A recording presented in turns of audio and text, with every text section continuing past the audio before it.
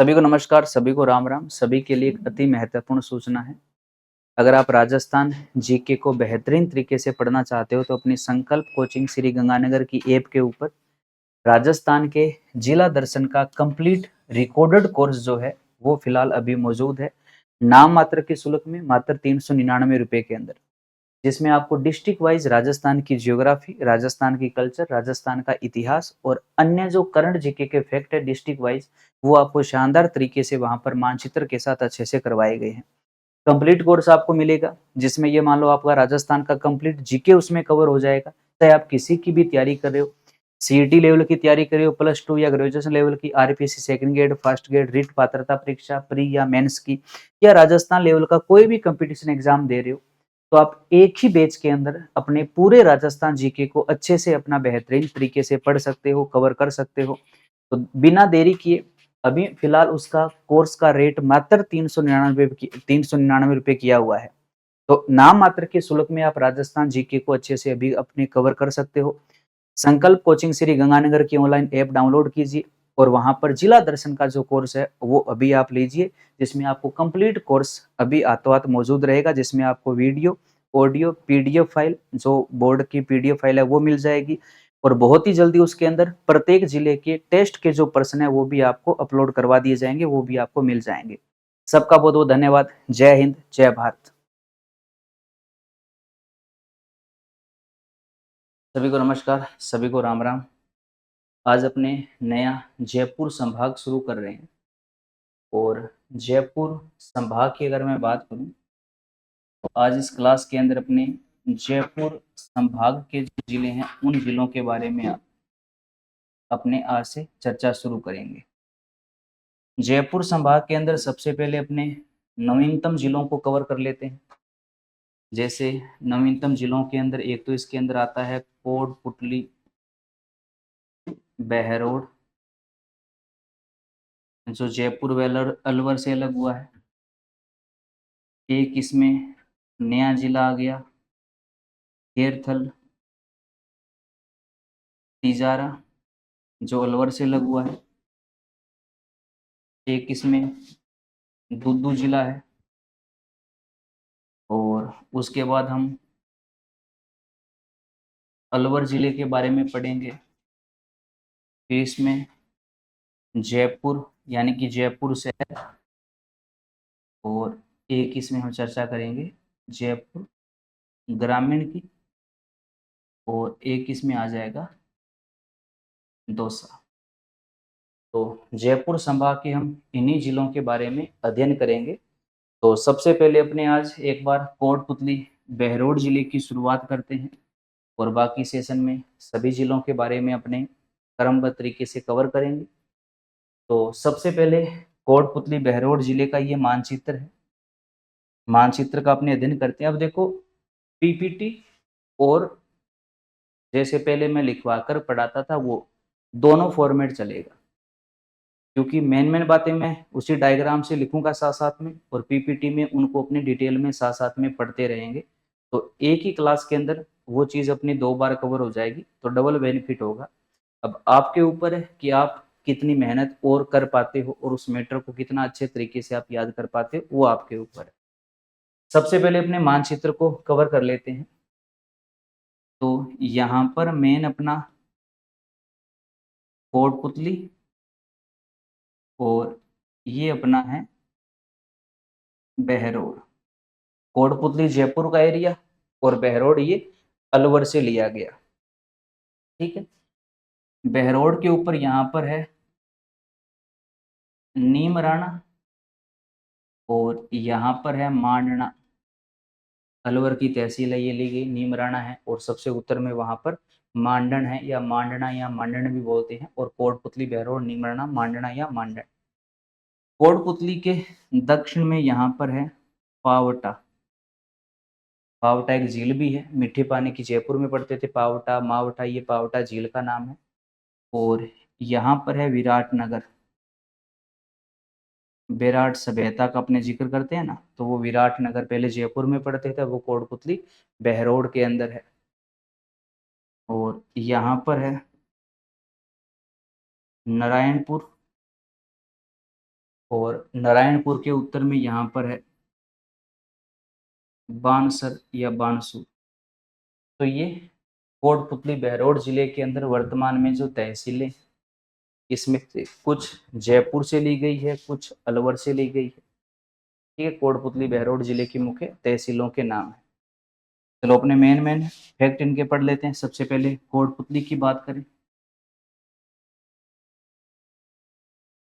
तो कोटपुतली के अंदर एक तो गरासिम सीमेंट कारखाना, जो जेके सीमेंट के बाद में सबसे ज्यादा सीमेंट उत्पादन करने की क्षमता रखता है। और एक यहाँ पर दुग्ध पैकिंग सेंटर भी स्थापित है। राजस्थान राज्य सहकारी दूध फेडरेशन विभाग के द्वारा इसका संचालन होता है। दुग्ध पैकिंग सेंटर यहीं पर है। और ग्रासिम सीमेंट कारखाना जो है वो भी कोटपुतली के अंदर है। बहरौड़ की बात करें तो एक तो आप जीके में पढ़ते हो, यहाँ पर एक पशु मेले का आयोजन होता है, बहरौड़ पशु मेला। तो बहरौड़ पशु मेला पहले अपने कौन से जिले में पढ़ते थे? अलवर में। अब किस में पढ़ोगे? कोटपुतली बहरौड़ जिले में। आसान है। और एक यहाँ से ना बकरी नस्ल, बकरी की एक नस्ल है जिसकी उत्पत्ति मानी जाती है, उसका नाम है जखराना या जखराना नस्ल। इस नस्ल की बकरी की उत्पत्ति जखराना गांव से हुई थी। और ये जखराना गांव इसी बहरौड़ तहसील में आता है। तो इस जखराना नस्ल की बकरी की उत्पत्ति भी यहीं से मानी जाती है। और ये जखराना जो है ये बकरियों के अंदर सर्वाधिक दुग्ध देने वाली बकरी की नस्ल है, जिसका औसतन 7 से लेकर 8 लीटर तक दूध होता है। 7 से 8 लीटर दूध बहुत होता है बकरियों के अंदर। हालांकि ये पूरे दिन का है, लेकिन पूरे दिन के हिसाब से भी खूब है। तो बकरियों में सर्वाधिक दूध देने वाली जो बकरी की नस्ल है वो इसी कोटपुतली बहरौड़ जिले की है। जखराना गांव से उसकी उत्पत्ति हुई थी। गांव के नाम पर उस नस्ल का नाम जखराना रखा गया, जो बहरौड़ तहसील में आता है। और ये वर्तमान कोटपुतली बहरौड़ जिले का हिस्सा है। तो वहीं पर नीमराणा औद्योगिक क्षेत्र में इसका काफी बड़ा नाम है। क्या आप अच्छे से पढ़ते हो? यहाँ पर एक तो अपने राजस्थान का जापानी पार्क है। और वैसे ना जापानी पार्क अपने राजस्थान में दो है, एक गिलोट में, एक नीमराणा में। और याद रखना दोनों के दोनों जापानी पार्क पहले अलवर में थे, अब दोनों कोटपुतली बहरौड़ में है। एक नीमराणा जापानी पार्क यहीं पर है। यहीं पर नीमराणा के अंदर एक आप पढ़ते हो इंफ्रास्ट्रक्चर पार्क। इंफ्रास्ट्रक्चर पार्क यहीं पर है। और एक यहीं पर है निर्यात संवर्धन औद्योगिक पार्क। वैसे निर्यात संवर्धन औद्योगिक पार्क सीतापुरा के अंदर भी है, लेकिन एक नीमराणा के अंदर ही है। तो नीमराणा का जो जिक्र आता है वो तो लगभग औद्योगिक क्षेत्रों में सबसे ज्यादा आता है। और नीमराणा जो है ये कोटपुतली बहरौड़ जिले के अंदर रिको का सबसे प्रमुख औद्योगिक क्षेत्र माना जाता है।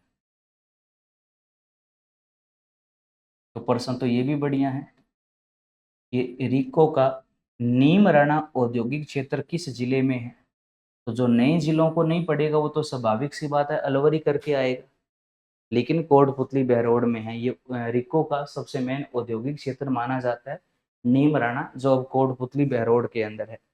और रिको आप सारे जानते हो, राज्य में उद्योगों की सबसे बड़ी संस्था है। 1980 में इसकी स्थापना हुई थी रिको की। आगे अपने औद्योगिक क्षेत्र में इसके अंदर और भी बहुत सारे पार्क पड़ेंगे। बानसूर, बानसूर के अंदर एक तो यहाँ पर हाजीपुर दुर्ग है।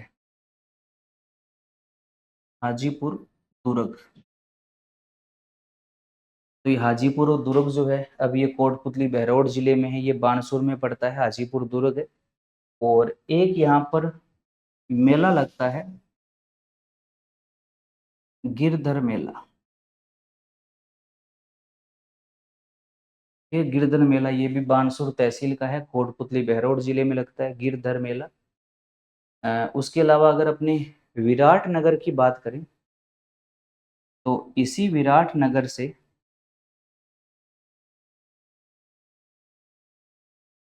बाणगंगा नदी का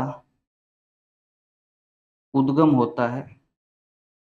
और किस पहाड़ी से उद्गम होता है? तो इसका उद्गम होता है बैराठ की पहाड़ी से। इसका मतलब बैराठ की पहाड़ी जो है ये कोटपुतली बहरौड़ जिले में है, यहीं से बाणगंगा का उद्गम होता है। और बैराठ की पहाड़ी अगर यहीं पर है तो स्वाभाविक सी बात है बैराठ की सभ्यता भी यहीं पर है, जो अपने पहले जयपुर में पढ़ते थे ना, ये कोटपुतली बहरौड़ में है। और बैराठ की सभ्यता जो है ये एक शिलालेख के लिए प्रसिद्ध हुई है, बाबरू शिलालेख, जो चक्रवर्ती सम्राट अशोक मौर्य का सबसे बड़ा शिलालेख माना गया था। ये शिलालेख यही बैराठ की सभ्यता से ही प्राप्त हुआ था। और बैराठ की सभ्यता का खोजकर्ता जो था वो दयाराम साहनी था। अच्छा, ये गिरधारी मेला है, वैसे ये गिरधारी मेला बानसूर में लगता है। तो ये कोटपुतली बहरौड़ की तहसीलों के बारे में जो मेन फैक्ट है वो ये है। और लगभग याद रखना, अगर कोटपुतली बहरौड़ की जियोग्राफी की बात करें तो इसके सबसे ज़्यादा जो फैक्ट बनेंगे वो उद्योगों के बनेंगे। उद्योगों के जो फैक्ट है वो थोड़े ढंग से कवर कर लेना। हाँ बताओ, यहाँ तक कोई दिक्कत समस्या चाहे पिनी है तो आ जाओ।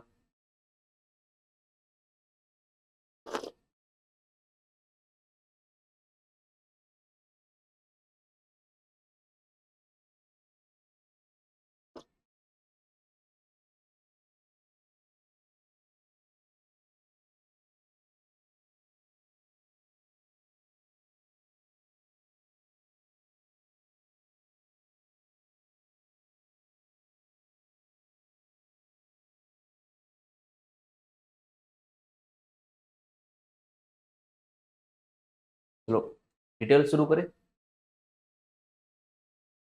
सामान्य परिचय में तो लिखने की जरूरत नहीं है, पीपीटी से काम चल जाएगा। जियोग्राफी कल्चर पढ़ेंगे वो मैं साथ साथ में लिखवा दूंगा, क्योंकि इसके अंदर तो सिंगल शब्द है, सिंगल लाइन है। इसी हिसाब से अपने नोट्स बनाते हैं, इसी हिसाब से अपने पढ़ते थे वो सेम पीपीटी। नवीन जिला है तो चार बातें तो वो सेम ही है। जिला बनाने की घोषणा, मंत्रिमंडल की मंजूरी, अंतिम अधिसूचना, सभी का स्थापना दिवस 17 मार्च 2023, 4 अगस्त 2023, 6 अगस्त 2023, 7 अगस्त 2023। नए जिलों में और 3 नए संभागों में सब में कॉमन। उद्घाटनकर्ता थे राजेंद्र सिंह यादव, उस समय के हमारे उच्च शिक्षा मंत्री थे राजेंद्र सिंह यादव, जिन्होंने कोटपुतली बहरौड़ जिले का उद्घाटन किया। पहले कलेक्टर बने थे शुभम चौधरी, और पहली पुलिस अधीक्षक बनी थी रंजीता शर्मा। प्रथम पुलिस अधीक्षक रंजीता शर्मा, और पहले जो कलेक्टर बने थे वो बने थे शुभम चौधरी। और उद्घाटनकर्ता उस समय के हमारे उच्च शिक्षा मंत्री थे यादव साहब, राजेंद्र सिंह यादव, जिन्होंने इस कोटपुतली बहरौड़ जिले का उद्घाटन किया था। जिले की बात करें तो कोटपुतली बहरौड़ जिला आपको पता है दो जिलों से अलग होकर नया जिला बना था, जयपुर से और अलवर से। देखिएगा, जयपुर जिले की बात करें तो जयपुर जिले से विराटनगर, पावटा, कोटपुतली, और अलवर जिले से नारायणपुर, बानसूर, बहरौड़, नीमराणा, माडन तहसीलें मिलाकर इस जिले का गठन किया गया था।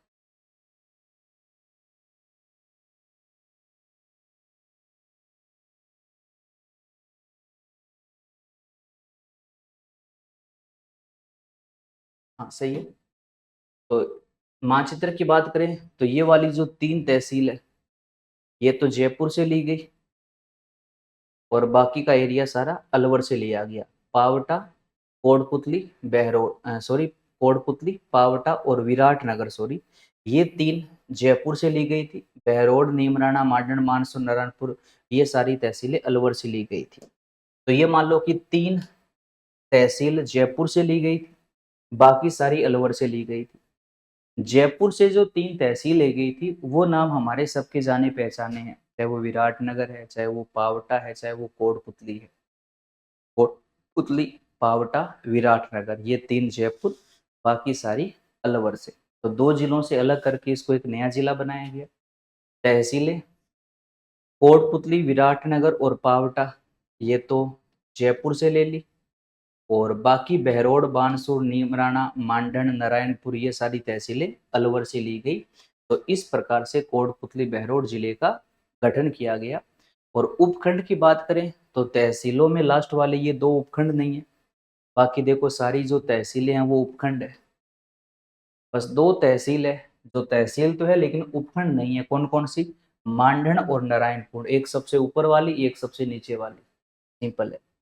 अब स्थलीय सीमा की बात करें तो आप सारे जानते हैं कि जो कोटपुतली बहरोड जिला है ये हमारा एक अंतःवर्ती जिला है।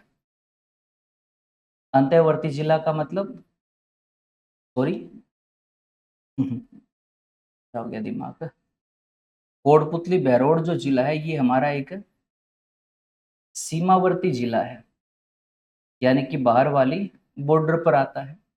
तो बाहर वाली बॉर्डर पर आएगा तो स्वाभाविक सी बात है ये किसी राज्य या देश को टच तो करेगा ही करेगा। अब पूर्वी साइड में कोई देश तो रहा है नहीं, तो स्वाभाविक सी बात इसके क्या होगा, इसका पड़ोसी राज्य होगा, यानी कि ये अंतर्राज्यीय सीमा को टच करेगा। और उधर वाली साइड का जो पड़ोसी राज्य है वो कौन सा है? हरियाणा है। और राजस्थान हरियाणा अंतर्राज्यीय सीमा की लंबाई कितनी है? 1262 किलोमीटर है। तो ये हरियाणा के साथ में तो क्या बनाता है? अंतर्राज्यीय सीमा साझा करता है। और राजस्थान के जो 50 जिले हैं उन सब का कोई ना कोई पड़ोसी जिला तो होगा। हाँ, कईयों का कम है, कईयों के ज्यादा है, लेकिन पड़ोसी जिले तो सबके हैं। और कोटपुतली बहरोड अगर आप नक्शा देखोगे तो सबसे नीचे अलवर है, अलवर के बाद में उधर खेरथल, ऊपर तिजारा जिला आ गया, फिर इधर जयपुर ग्रामीण का हिस्सा आ गया है ना। तो ये इसके पड़ोसी जिले हो जाएंगे। नक्शे के हिसाब से याद करो, बड़ा देखो हरियाणा के साथ में अंतर्राज्यीय सीमा साझा करता है, ठीक है, पड़ोसी राज्य। पड़ोसी जिलों की बात करें तो खेरथल तिजारा हो गया, अलवर हो गया, जयपुर ग्रामीण आ गया, और ऊपर नीम का थाना जिला आ गया, ये इसके पड़ोसी जिले हो जाएंगे। तो पड़ोसी राज्य तो एक हो गया हरियाणा। पड़ोसी जिलों की बात करें कोटपुतली बहरोड की, तो नक्शे के हिसाब से अगर अपने चले तो सबसे पहले जयपुर ग्रामीण, इसके ऊपर नीम का थाना, फिर खेरथल, तिजारा, और एक हो गया अलवर। ये 4 इसके पड़ोसी जिले हैं। तो पड़ोसी जिले 4 है और पड़ोसी राज्य 1 है। तो सीमावर्ती में मान लो 1+4 का रेशो है, 1 पड़ोसी राज्य और 4 पड़ोसी जिले हो जाएंगे। और ये कितने जिलों से अलग होकर बना बताओ? 2 से, जयपुर व अलवर से। जयपुर से 3 तहसील ली गई, कौन कौन सी? विराटनगर, पावटा और एक कोटपुतली, और बाकी की सारी तहसीलें अलवर से ली गई। राइट। चलो अब अपने पढ़ते हैं जो मेन जीके के फैक्ट है। सबसे पहले जियोग्राफी, और जियोग्राफी में सबसे पहले अपने बात करते हैं जलवायु की। देखिएगा, जलवायु के अंदर हम टोटल 4 प्रकार के जलवायु वर्गीकरण के ऊपर प्रत्येक जिले में चर्चा करते आए हैं, और ये मैंने आपको अलग से डिटेल में अच्छे से करवा भी रखा है। एक तो अपने पढ़ते हैं भारतीय मौसम विभाग का वर्गीकरण, जो कि अपने राजस्थान में 5 प्रकार की जलवायु मानता है: शुष्क, अर्धशुष्क, उपाद्र, आर्द्र व अति आर्द्र। और 3 वर्गीकरण जो है वो व्यक्ति विशेष के हैं, जिसमें कोपेन है, एक हॉर्नवेट है, और एक त्रिवार्ता है। और विदेशी जो होंगे वो राजस्थान के अंदर 4-4 प्रकार की जलवायु मानेंगे, और सामान्यतः 5 प्रकार की जलवायु है। किसके अनुसार? भारतीय मौसम विभाग के अनुसार। ये चीज हम अच्छे से पढ़ते आए हैं। उसके अलावा भारतीय मौसम विभाग के वर्गीकरण की बात करें तो भारतीय मौसम विभाग के वर्गीकरण का जो मेन आधार है वो क्या है? वर्षा व तापमान, इसके अलावा वनस्पति। कोपेन के वर्गीकरण का मेन आधार क्या था? वनस्पति था। हॉर्नवेट का भारतीय मौसम विभाग वाला सेम है, वर्षा, तापमान और वनस्पति। और ट्री वार्ता का जो आधार था वो क्या था? वाष्प उत्सर्जन और तापांतरण, इसके अलावा वर्षा और तापमान। अब अगर अपने कोटपुतली बहरोड की बात करें तो सामान्यतः कोटपुतली बहरोड की जो जलवायु है वो कैसी है? उप आर्द्र जलवायु है। सामान्यता का मतलब है भारतीय मौसम विभाग के अनुसार किसी जलवायु पाई जाती है? उप आर्द्र जलवायु पाई जाती है। और इन तीनों को मैंने अच्छे से आपको करवा रखा है। आप ये बताओ कोपेन पूर्वी राजस्थान को किसमें रखेगा? CWG में। हॉर्नवेट के अनुसार आधे से ज्यादा राजस्थान DAW में। और ट्री वार्था ने तो कोपेन के वर्गीकरण का संशोधित रूप दिया था CAW। सिंपल है, तो ये यहाँ की जलवायु बन गई। उसके बाद अगर अपने बात करें कोटपुतली बहरौड़ जिले में मृदा संसाधन की, यहाँ पर मिट्टी किस प्रकार की पाई जाती है? देखो, मैंने आपको अच्छे से ये बता रखा है कि पूर्वी जो राजस्थान का एरिया है वहां पर लगभग जलोढ़ मिट्टी का विस्तार है, क्योंकि ये पूर्वी मैदानी प्रदेश के अंतर्गत आता है। तो यहाँ पर एक तो कौन सी मिट्टी होगी? जलोढ़ मिट्टी। ठीक है। और कोटपुतली बहरौड़ वाला जो एरिया है ये अरावली के अंतर्गत भी आता है। अरावली का भी थोड़ा बहुत विस्तार है। तो यहाँ पर पर्वतीय मिट्टी यानी कि कंकरीली पथरीली मिट्टी भी पाई जाती है। पहाड़ी इलाका है, लेकिन यहाँ पर मेन जलोढ़ मिट्टी भी पाई जाती है। और इसी जलोढ़ को अगर हम वैज्ञानिकी वर्गीकरण में लेकर आए तो पहली बात, वैज्ञानिकी वर्गीकरण के अनुसार अपने राज्य में 5 प्रकार की मिट्टियां पाई जाती है। याद है क्या? बीकानेर जिला जब पढ़ रहे थे तब मैंने आपको समझाया था कि मरुस्थल में AAD वाली है, एरडी और एंटी सोइल। मेवाड़ में सेफ्टी, इन सेफ्टी सोइल। कोटा में वर्टी सोइल। और पूर्वी राजस्थान में अल्फी सोइल। तो ये भी तो पूर्वी राजस्थान का ही जिला है, तो यहाँ पर कौन सी मिट्टी पाई जाएगी? अल्फी सोइल, वैज्ञानिकी वर्गीकरण के अनुसार। और सामान्यतः यहाँ पर जलोढ़ मिट्टी और पर्वतीय मिट्टी का भी विस्तार देखने को मिलता है। और सामान्यतः यहाँ की जलवायु उपाद्र प्रकार की जलवायु है। आसान है। चलो स्लाइड में क्या लिखा है पढ़ लेते हैं। देखो, सामान्यतः उपाद्र जलवायु है। कोपेन की अगर अपनी बात करें तो कोपेन के अनुसार CWG है। अगर अपने थोर्नवेट की बात करें तो थोर्नवेट के अनुसार DAW है। और अगर अपने ट्री वार्ता की बात करें तो CAW है। समझ आ गया? सामान्यतः उपाद्र है कोपेन, CWG, हॉर्नवेट DA और ट्री वार्ता CAW। मिट्टी, मिट्टी की बात करें तो यहाँ पर पर्वतीय मिट्टी और जलोढ़ मिट्टी पाई जाती है। और ये जलोढ़ मिट्टी है, इसी को अपने कछारी मिट्टी बोलते हैं। इसी को नवीन कांपीय मिट्टी कहा जाता है। इसी को दोमट मिट्टी कहा जाता है, जो कि सबसे उपजाऊ मिट्टी मानी जाती है। और ये मिट्टी खाद्यान्न फसलों के लिए, खाद्यान्न फसलों के लिए सबसे उपयुक्त मिट्टी मानी जाती है, खासकर गेहूं और चावल के लिए। ठीक है। और वैज्ञानिक वर्गीकरण की बात करें तो यहाँ पर सामान्यतः अल्फी सोइल मिट्टी का विस्तार यहाँ पर देखने को मिलता है। इतना समझ आ गया? कोई दिक्कत? चलो अब अपने बात करते हैं नदियों की। बड़ा आसान है, देखो।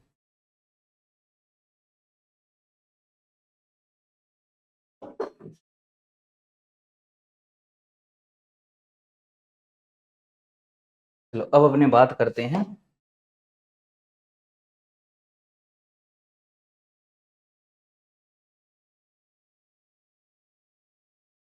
कोटपुतली बहरौड़ जिले का जो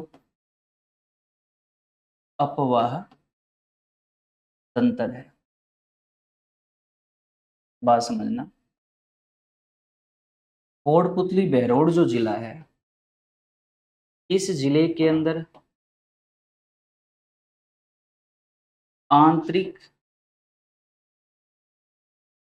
अपवाह तंत्र की नदी भी बहती है और यहाँ पर एक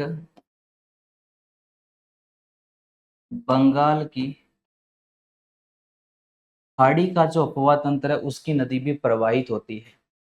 कुल मिलाकर कहने का मतलब है ये अपने राजस्थान में 3 प्रकार का अपवाह तंत्र है। आंतरिक, अरब और बंगाल की खाड़ी। अरब सागर वाली नदियां जो है वो अरावली के पश्चिमी भाग में है, जबकि कोटपुतली अरावली के पूर्वी भाग में है। तो इसके अंदर अरब सागर की कोई नदी नहीं बहती। यहाँ पर आंतरिक और बंगाल की खाड़ी की नदियों का बहाव क्षेत्र है। अब ये है कौन कौन सी, देखो। आंतरिक नदियों की बात करें तो कोटपुतली बहरोड जिले के अंदर साबी नदी का बहाव क्षेत्र है। इसी को साहेबी नदी भी लिखा होता है, साबी या साहेबी नदी। और अगर मैं बंगाल की खाड़ी की बात करूं तो बंगाल की खाड़ी के अंदर यहाँ पर बाणगंगा नदी का बहाव क्षेत्र है, जो कि हमारी राजस्थान की एकमात्र रुंडित नदी जो है वो मानी जाती है। कौन सी? बाणगंगा नदी। तो एक तो यहाँ पर साबी नदी बहती है, एक यहाँ पर बाणगंगा नदी का बहाव क्षेत्र है। ये दो नदियां बहती है, एक आंतरिक में है, एक बंगाल की खाड़ी में है। नदियों वाला जो टॉपिक है वो मैंने आपको पूरा अच्छे से डिटेल में समझा रखा है। रिपीट कर रहा हूं मैं, आप याद करने का कोशिश करना। साबी नदी, चलो आप बताओ साबी नदी का उद्गम कहां से हुआ था? तो साबी नदी का उद्गम था सेवर की पहाड़ी, सेवर की पहाड़ी। और ये सेवर की पहाड़ी जयपुर में नहीं है, अब ये कोटपुतली बहरोड जिले के अंदर है। मतलब इसी जिले से साबी नदी का उद्गम होता है। उद्गम के बाद ये नदी यानी कि इसका बहाव क्षेत्र, तो ये बहती है कोटपुतली बहरोड जिले में, और कोटपुतली बहरोड के बाद में ये जाती है खेरथल तिजारा जिले में, और इसके बाद ये चली जाती है हरियाणा राज्य में, और हरियाणा राज्य में जाकर ये नदी विलुप्त हो जाती है। याद है क्या? हरियाणा राज्य का गुरुग्राम जिला, पटौदी गांव, नफजगढ़ झील, वहां पर जाकर ये साबी नदी विलुप्त हो जाती है। और इसी नदी पर एक सभ्यता भी विकसित हुई है, इसी कोटपुतली बहरोड जिले में ही है। क्या नाम था? बड़ी महत्वपूर्ण थी, आपको कहा गया थी, ढंग से याद रखना। सभ्यता का नाम है जोधपुरा की सभ्यता।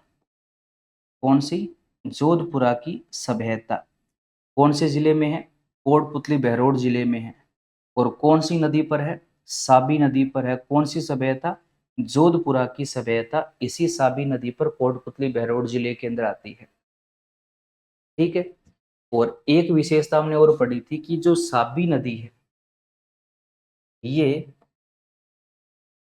प्राचीन समय में वर्षा ऋतु के अंदर अपने चौड़े पाट के लिए प्रसिद्ध हुआ करती थी, यानी कि चौड़े तल के लिए। यानी कि पुराने समय में जब बढ़िया बारिश आती थी तो बारिश के समय में इस नदी का जो तल है वो बहुत ज्यादा चौड़ा हो जाया करता था। जैसे वर्तमान में सबसे अधिक जो चौड़ा पाट है वो चंबल का है, और प्राचीन काल में सबसे अधिक चौड़ा पाट ये साबी नदी का हुआ करता था। और पुराने समय में वर्षा ऋतु में बाढ़ के प्रकोप के लिए शेखावाटी में कांतली नदी प्रसिद्ध हुआ करती थी, और वर्षा ऋतु में चौड़े पाट के लिए पहले ये साबी नदी प्रसिद्ध हुआ करती थी। और एक विशेषता हमने पढ़ी थी कि जो साबी नदी है ये उत्तर दिशा में प्रवाहित होने वाली राजस्थान की सबसे प्रमुख नदी मानी जाती है। मतलब राजस्थान से निकलकर फिर राजस्थान के बाहर ये उत्तरी दिशा से बाहर निकलती है, यानी कि उत्तर दिशा में जा रही है, ऊपर वाली साइड में जाती है। याद करो, मैंने 2 लाइनें आपको याद करवाई थी कि उत्तर दिशा से आने वाली घग्गर है और जाने वाली साबी है। प्राचीन काल में वर्षा ऋतु में बाढ़ के लिए कांतली है, और चौड़े पाट के लिए साबी है। और इस साबी नदी का उद्गम जिस पहाड़ी से होता है, सेवर की पहाड़ी, वो पहाड़ी अब कोटपुतली बहरोड जिले में है। और साबी नदी वर्तमान में 2 जिलों में बहती है, दोनों ही जिले नए हैं, कोटपुतली बहरोड और खेरथल तिजारा। पहले भी ये 2 जिलों में बहती थी, लेकिन पहले वाले दोनों अब नहीं रहे, क्योंकि पहले ये जयपुर अलवर में बहती थी। अब ये 2 में बहती है, लेकिन दोनों वाले नए जिले हैं। और एक यहाँ पर बहती है बाणगंगा नदी, जो हमारे राज्य की एकमात्र रुंडित नदी है। नाम याद रखना। और रुंडित का मतलब आपको मैंने बताया था कि वह नदी जो अपना पुराना रास्ता छोड़कर नए रास्ते पर बहने लग जाए, उसको अपने रुंडित नदी बोलते हैं। अब देखो बाणगंगा का एक याद रखना, जैसे मान लो ये अपने पुराने वाला जयपुर जिला है, लगभग इस प्रकार से पानी की सुराही आकृति का, लगभग ये हमारा जयपुर जिला था। अब क्या हुआ, जयपुर के 4 टुकड़े हो गए, यहां पर बन गया दुद्दू जिला, यहां बन गया जयपुर शहर, ये हो गया जयपुर ग्रामीण, और ये वाला जो उत्तरी भाग है, कुछ अलवर का जो भाग है, ये जिला बन गया कोटपुतली बहरोड। ठीक है। अब देखो बाणगंगा की बात करूं, तो बाणगंगा जो नदी है, इस नदी का उद्गम होता है बैराठ की पहाड़ी से। कौन सी? बैराठ की पहाड़ी। और बैराठ की पहाड़ी पड़ती है विराटनगर में।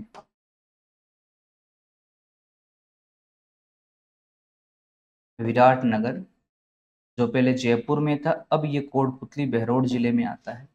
मतलब लगभग यहाँ पर मान लो बैराठ की पहाड़ी है, यहाँ से बाणगंगा का उद्गम होता है। कोटपुतली में बहने के बाद ये नीचे बहती हुई जयपुर ग्रामीण में आती है, फिर ये दौसा होते हुए, भरतपुर होते हुए यूपी में चली जाती है, यूपी में जाकर फिर अपना पानी ये यमुना में मिला देती है। यानी कि बाणगंगा अब हमारे 4 जिलों में बहती है, कोटपुतली बहरोड, जयपुर ग्रामीण, दौसा और भरतपुर। भरतपुर के बाद ये यूपी में जाकर अपना पानी किस में मिला देती है? यमुना नदी में। अब बात को समझिए, बाणगंगा नदी उद्गम से निकलने के बाद पहले ये दक्षिणी दिशा में आती है, उसके बाद ये पश्चिम से पूर्व की ओर जाती है। यानी कि इस बाणगंगा नदी का जो बहाव है, दिशा समझना, बहाव क्या है देखो, तो ये सर्वप्रथम, यानी कि जब इसका उद्गम होता है तब ये उत्तर दिशा से दक्षिण दिशा की ओर बहती है। समझ गए? कोटपुतली बहरोड से जयपुर ग्रामीण में आती है, उत्तर से दक्षिण की ओर आती है, बाद में ये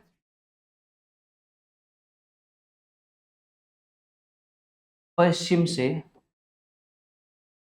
पूर्व की ओर जाती है। पहले उत्तर से दक्षिण आ गई, फिर इधर से उधर पूर्वी साइड में गई, तो पश्चिम से पूर्व की ओर गई। और ये पहचान, इस प्रकार की पहचान हमारे पूरे राजस्थान में केवल और केवल एक बाणगंगा की बनती है। और ये पहचान नए जिलों के बनने के बाद बनी है। तो रट्टा लगा लेना, कभी ना कभी ये पहचान वो आपसे पूछेगा जरूर कि राज्य की वो एक नदी बताओ जो पहले तो उत्तर से दक्षिण की ओर बहती है, बाद में पश्चिम से पूर्व की ओर जाती है, वो कौन सी है? बाणगंगा है। और ये हमारे राज्य की एकमात्र रुंडित नदी है। और याद करो, मैंने आपको बताया था इसी बाणगंगा नदी के ऊपर ऐतिहासिक 2 बांध बने हुए हैं। क्या क्या नाम है बताना, अगर आपको नदियां याद है, डायग्राम याद है। एक तो बांध बना हुआ है इसके ऊपर, जमुआ रामगढ़ बांध, जमुआ रामगढ़ बांध, जो जयपुर ग्रामीण जिले में आता है। और एक इसके ऊपर बना हुआ है अजान या अजाना बांध, जो भरतपुर जिले में आता है, जिसको केवला देव राष्ट्रीय उद्यान की जीवन रेखा भी कहा जाता है, अजाना बांध को। ये 2 बांध है। और इसी नदी के ऊपर एक सभ्यता विकसित हुई है कोटपुतली बेरोड जिले में, और उस सभ्यता का नाम क्या है? बेराट की सभ्यता। बेराट की सभ्यता। साबी नदी पर जोधपुरा की सभ्यता है, और बाणगंगा के ऊपर बेराट की सभ्यता है। सभ्यता और नदी जरूर याद रखना। साबी पर जोधपुरा की सभ्यता है, और बाणगंगा पर बेराट की सभ्यता है, और ये दोनों ही नदियां जो है वो कोटपुतली बहरोड जिले से ही निकलती है।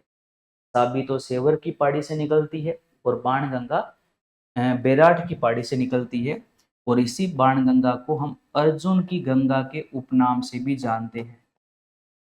अर्जुन की गंगा, और इसी को हम ताला नदी के उपनाम से भी जानते हैं। ये दो उसके उपनाम है, और ये नाम ये याद रखना, एकमात्र रुंडित नदी कौन सी है, तो वो बाणगंगा है।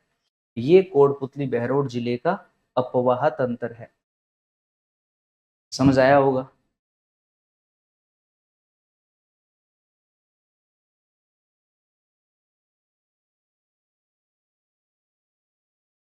ठीक है, चलो क्या लिखा हुआ है समझ लेते हैं। देखो, बाणगंगा, इस नदी का उद्गम कोटपुतली बहरोड जिले में स्थित बेराट की पहाड़ी से होता है।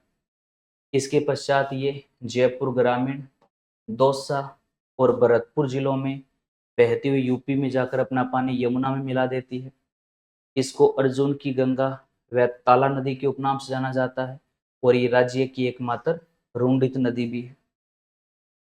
समझ गए? साबी नदी, इसका उद्गम कोटपुतली बहरोड में स्थित सेवर की पहाड़ी से होता है, और खेरथल तिजारा जिले में बहने के बाद हरियाणा राज्य में जाकर ये नफजगढ़ जिले में अपना जल विलुप्त कर देती है। इसी नदी पर यहाँ पर एक सभ्यता है, कौन सी? जोधपुरा की सभ्यता। तो ये यहाँ पर दो नदियां बहती है, बाणगंगा और साबी नदी। समझ आ गया? बांधों के नाम तीन है, रट्टा लगा लेना। बुचारा बांध, मसानी बांध, बानसूर बांध। मसानी वाला, मसानी बांध, बेचारा, बुचारा, एक बानसूर। बुचारा, मसानी, बानसूर बांध। बानसूर जो तहसील है ना, हाजीपुर दुर्ग जहाँ पर है, तो वहीं पर वो बानसूर बांध है। और इसके अलावा यहीं पर बुचारा बांध है और एक मसानी बांध है। ये कोटपुतली बहरोड के तीन बांध है, बुचारा, मसानी और बानसूर। ये तीन बांध बने हुए हैं, या वैसे याद कर लोगे। वन्य जीव क्षेत्र याद रखना, रट्टा लगा लेना।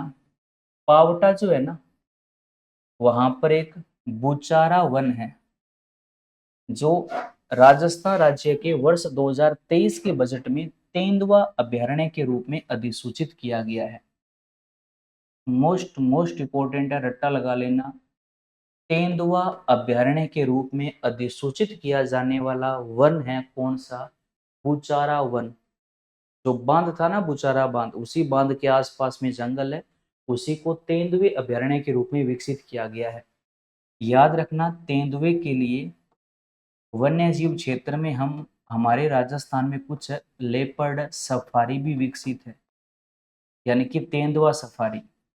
और लेपर्ड सफारी कौन कौन सी विकसित है, देखो समझो। अपने बात कर रहे हैं किस जीव की? तेंदुआ जीव की। देखो,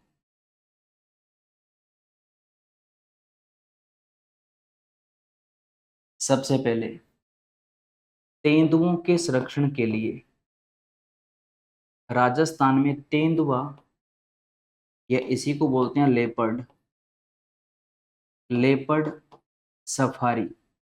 अपने जो राजस्थान का वन्य जीव बोर्ड है, उसने अपने राज्य में लेपर्ड सफारी को विकसित किया है। सफारी का मतलब होता है जंगल का वह टुकड़ा जो एक प्रॉपर जीव के लिए रिजर्व कर दिया जाता है, वो जंगल का टुकड़ा उस जीव की सफारी कहलाता है। जैसे जंगल के कई टुकड़े जो तेंदुए के लिए रिजर्व कर दिए, वहां पर केवल तेंदुए को संरक्षण दिया जाता है, तो उस जंगल के भाग को तेंदुआ सफारी या लेपर्ड सफारी कहा जाता है। तीन जंगलों के नाम याद रखना। एक तो है जालाना, जयपुर में है। एक है आमागढ़, ये भी जयपुर में,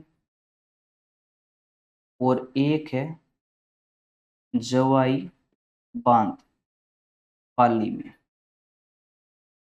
जलाना जयपुर में है, आमागढ़ जयपुर में है, जवाई बांध भी जयपुर में है। ये अपने 3 तेंदुआ सफारी है। लेकिन हाल ही में राज्य में एक तेंदुआ अभ्यारण्य बनाया जाना अधिसूचित हुआ है, यानी कि प्रस्तावित हुआ है। कौन से जिले में? तो जिले का नाम है कोटपुतली बहरोड जिला। जिला कौन सा है? कोटपुतली बहरोड जिला। और इस जिले की तहसील का नाम है पावटा। पावटा। और जंगल है बुचारा वन। बुचारा वन। तो इन वनों के अंदर एक तेंदुआ अभ्यारण्य बनाए जाना प्रस्तावित है। कहां पर? बुचारा वन, पावटा, कोटपुतली बहरोड के अंदर। वन कौन से हैं? बुचारा वन है। वन कौन से हैं? बुचारा वन है, जहां पर तेंदुआ अभ्यारण्य बनाए जाना प्रस्तावित हुआ है। याद रखना, राजस्थान में एक भालू अभ्यारण्य बनाया जाना प्रस्तावित है। कहां पर? सूंढा माता पर्वत, भीनमाल, जालोर में। ठीक है। एक अपने राज्य में सरप उद्यान बनाया जाना प्रस्तावित है, भरतपुर के अंदर। एक मछली अभयारण्य बनाया जाना प्रस्तावित है, जगह का नाम है बड़ा तालाब, और ये जगह पड़ती है उदयपुर के अंदर, जहां पर एक मछली अभयारण्य बनाया जाना प्रस्तावित है। और भालू अभयारण्य जो है वो सुंडा पर्वत, भीनमाल, जालोर में प्रस्तावित है। और कोई है क्या? हाँ, एक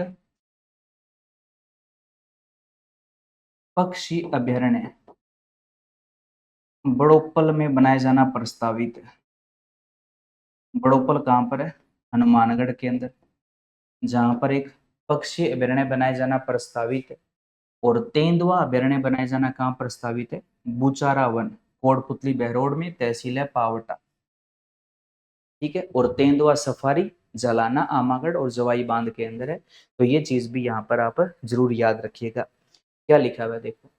तो पावटा में स्थित जो बुचारा वन है, वहां पर राजस्थान राज्य के वर्ष 2023 के बजट में तेंदुआ अभयारण्य के रूप में अधिसूचित किया गया। मतलब यहाँ पर ये तेंदुआ अभयारण्य जो है वो बनाया जाना प्रस्तावित है।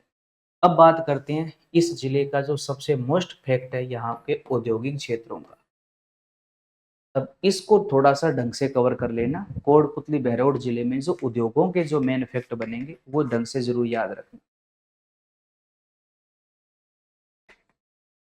चलो, सबसे पहले अपने बात करते हैं जापानी पार्क की।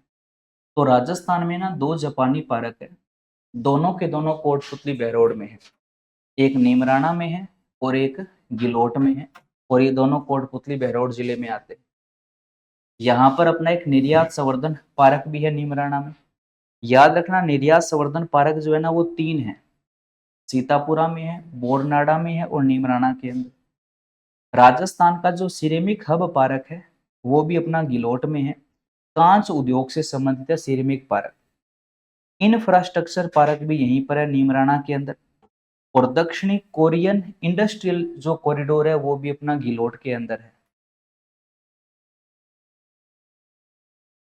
नोट करवा दूंगा, टेंशन मत लो, आप याद करवाऊंगा मैं आप। ठीक है। इतने जोन है पार्क है। अब देखो, अगर आपने ध्यान दिया हो तो जितने भी पार्क या जितने भी जोन कोटपुतली बहरोड जिले में 2 ही शब्दों का जिक्र आता है, राइट। नीमराणा के अंदर एक तो जापानी पार्क है, एक यहां पर ये मान लो निर्यात संवर्धन पार्क है। ठीक है। एक जापानी पार्क है, एक निर्यात पार्क है, एक इंफ्रास्ट्रक्चर पार्क है। गिलोट में एक जापानी पार्क है, एक सिरेमिक पार्क है, एक दक्षिणी कोरियाई कॉरिडोर है। देखो याद करो, कोटपुतली बहरोड में दो रिको के क्षेत्र है, एक तो है नीमराणा, एक है गिलोट। दोनों पहले अलवर में थे, अब दोनों कोटपुतली बहरोड जिले में है। दो औद्योगिक क्षेत्र है, कौन कौन से? एक नीमराणा, एक गिलोट। याद कैसे करो? याद ये कर लो पहले तो कि नीमराणा में किस किस का नाम आएगा। तो नीमराणा का एक तो नाम आएगा जापानी पार्क में। किसका? जापानी पार्क में। एक इसका नाम आएगा निर्यात संवर्धन पार्क में। ठीक है। एक इसका नाम आएगा इंफ्रास्ट्रक्चर पार्क। ठीक है। जापानी पार्क, निर्यात park, infrastructure park, Guillot. Guillot में एक तो है जापानी पार्क, एक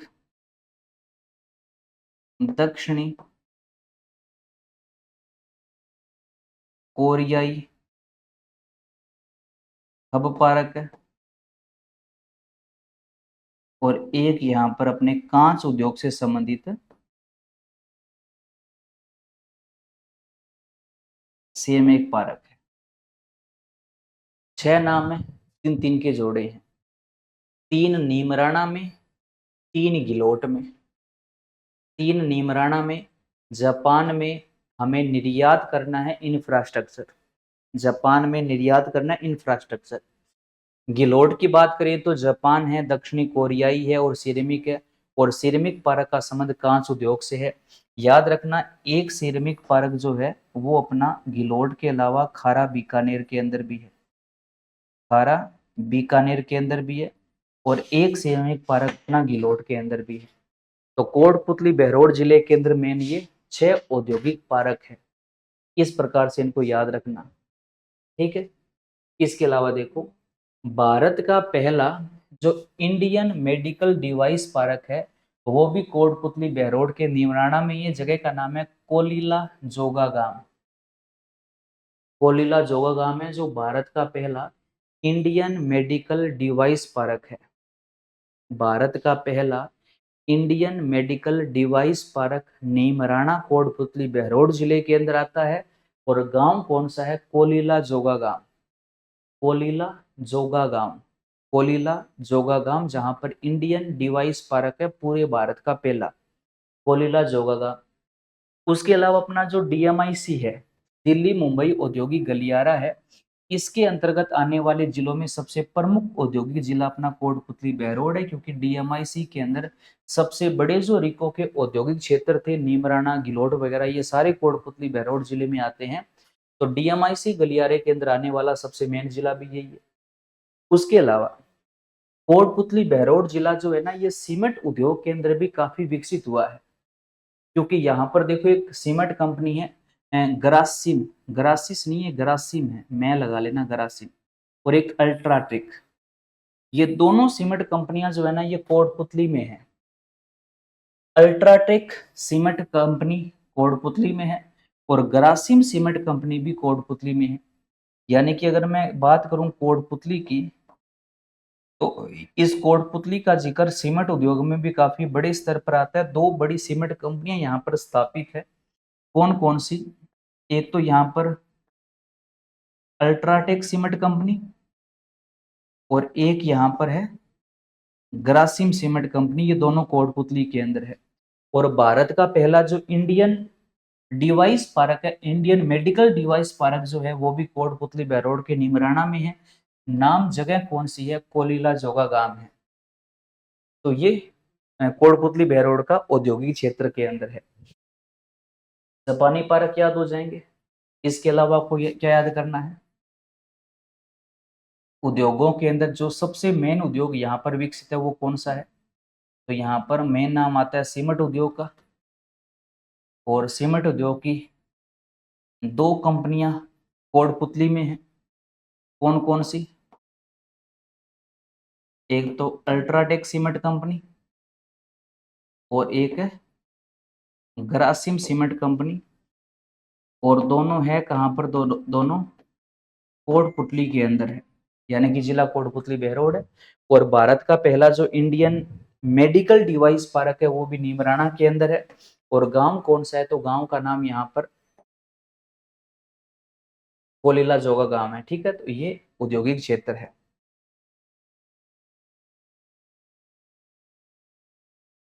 उसके बाद करते हैं ऊर्जा संसाधन की। अच्छा फैक्ट है ऊर्जा संसाधन में याद रखना, प्रधानमंत्री जो कुसुम योजना है, अब की बार आर्थिक समीक्षा में इसका फिर जिक्र हुआ था, तो ये थोड़ा सा ढंग से कवर कर लेना। इसके अंतर्गत जो बालोजी कस्बा है ना, वहां पर प्रथम सौर ऊर्जा संयंत्र स्थापित किया गया है।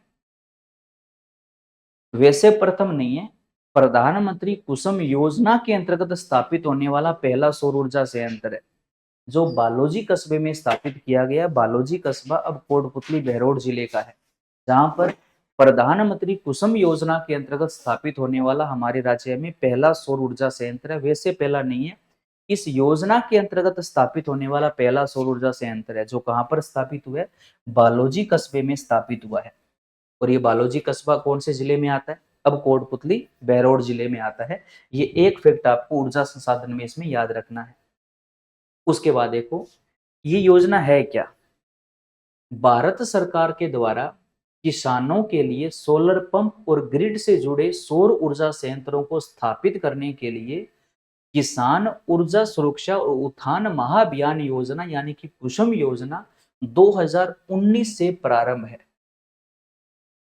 ठीक है, कुसुम का मतलब है किसान ऊर्जा सुरक्षा व उत्थान महाअभियान योजना, इसका सही नाम है। और ये कब से शुरू हुई थी? 2019 से शुरू हुई थी, जिसके अंतर्गत भारतीय किसानों को सोलर पंप जो लगते हैं खेतों में, वो लगाने के लिए भारत सरकार एक सब्सिडी के रूप में भारत सरकार जो है वो किसानों की मदद कर रही है, जो वर्तमान में भी शुरू है।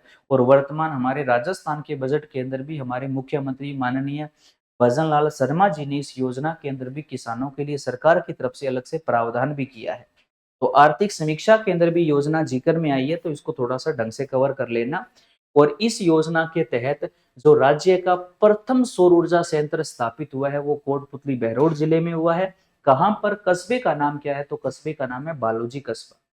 कौन सा? एक बालेरी है वो चूरू में है, खारे पानी को मीठे पानी के रूप में बदलने का संयंत्र। ये बालोजी कस्बा है, वो बालेरी है, दोनों अलग अलग है, याद रखना। उसके बाद लास्ट अपने पढ़ते हैं यहाँ पर पशु संपदा से जुड़े हुए जो फैक्ट है। अब पशु संपदा से जुड़े दो फैक्ट ही है। एक तो यहाँ पर एक पशु मेला है और एक बकरी की नस्ल है जखराना, जिसकी उत्पत्ति जखराना कस्बे यानी कोटपुतली बहरोड जिले से मानी जाती है। जो बकरी की नस्ल में सर्वाधिक दूध देने वाली बकरी की नस्ल मानी जाती है, उसका संबंध भी कोटपुतली बहरोड जिले से है। तो बकरी की नस्ल जखराना की उत्पत्ति कोटपुतली बहरोड जिले के बहरोड तहसील के जखराना कस्बे से मानी जाती है। और ये बकरियों में सर्वाधिक दूध देने वाली बकरी की नस्ल है। बकरी की वह एकमात्र नस्ल जो बिना सींग की होती है, जिसके सींग नहीं होते, वो बकरी की नस्ल है शेखावाटी, जिसको काजरी संस्था ने विकसित किया था। एकमात्र बकरी की नस्ल है जो बिना सींग वाली है। और सर्वाधिक दूध देने वाली जो बकरी की नस्ल है वो ये जखराना है, इसकी उत्पत्ति यहीं से मानी जाती है। और बहरोड पशु मेला जो पहले अपने अलवर में पड़ा करते थे वो कोटपुतली बहरोड जिले में लगता है। और यह मेला भैंस की मुर्रा नस्ल के लिए प्रसिद्ध है। याद रखना, पेपर में इस मुर्रा नस्ल को ऐसे मुर्राहा भी लिखा जाता है, तो ये वही मुर्रा है। और एक नाम आता है गुर्राहा। तो गुर्राहा जो नस्ल है ये ऊंट की है, और मुर्राहा जो नस्ल है ये मुर्रा जो भैंस की है। इसी भैंस की नस्ल को खुंडी नस्ल की भैंस भी कहा जाता है, जो कि अपने राज्य में सबसे ज्यादा पाली जाने वाली और सबसे ज्यादा दूध देने वाली भैंस की नस्ल है। और भैंस पालन में राजस्थान का देश में दूसरा स्थान है। पहला स्थान यूपी का है और सबसे ज्यादा भैंस के अंदर अपना राज्य भारत में दूसरे नंबर पर आता है। और राजस्थान की अगर मैं बात करूं तो राजस्थान में सबसे ज्यादा भैंस का पालन होता है जयपुर के अंदर, और सबसे कम भैंस वाला जिला जैसलमेर है। सबसे कम वाला जैसलमेर है और भैंस पालन में राजस्थान का देश में दूसरा स्थान है। और याद रखना, ये मैं 20वीं पशुगणना के आंकड़े बता रहा हूँ। जो राज्य की सबसे नवीनतम पशुगणना 20वीं पशुगणना, उसके ये आंकड़े हैं। ठीक है। और बकरी पालन की बात करें तो बकरी पालन में राजस्थान का देश में पहला स्थान है। एक बकरी में, एक गधे में, एक ऊंट में, तीनों के अंदर राजस्थान का देश में पहला स्थान माना जाता है। तो ये कोटपुतली बहरौड़ जिले की ज्योग्राफी से जुड़े हुए मुख्य फैक्ट थे। तो जैसा आपने बोला था, मैंने साथ साथ में लिखवाने का भी प्रयास किया है और स्लाइड के माध्यम से भी समझाया है। तो दोनों चीजों में चला हूं। अब आपको और बढ़िया से समझ में आ गया होगा। फिर भी अगर आपके कोई सुझाव है तो आप दोबारा बता दीजिएगा। अगली क्लास में हम इसकी कला, संस्कृति, इतिहास के फैक्ट के ऊपर चर्चा करेंगे। एक बार इस क्लास को आप दोबारा ढंग से सुन लीजिएगा, ये चीज आपको और बढ़िया तरीके से याद हो जाएगी। मिलते हैं अगली क्लास में, तब तक आप सबका बहुत बहुत धन्यवाद। जय हिंद, जय भारत, जय सिया राम, जय जय राजस्थान। अगर आप राजस्थान जीके को बेहतरीन तरीके से पढ़ना चाहते हो तो अपनी संकल्प कोचिंग श्री गंगानगर की ऐप के ऊपर राजस्थान के जिला दर्शन का कंप्लीट रिकॉर्डेड कोर्स जो है वो फिलहाल अभी मौजूद है।